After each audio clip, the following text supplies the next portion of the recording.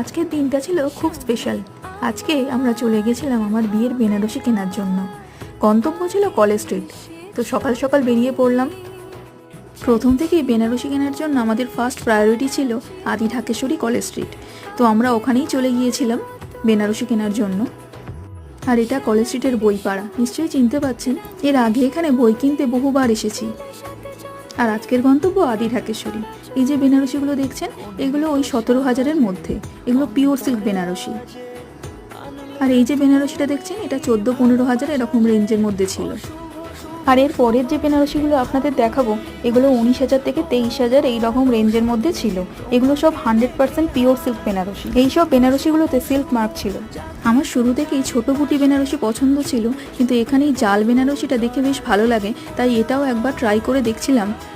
আপনারা কমেন্টে লিখে জানান তো কোন শাড়িটাই আমাদের সব থেকে বেশি ভালো লাগছে।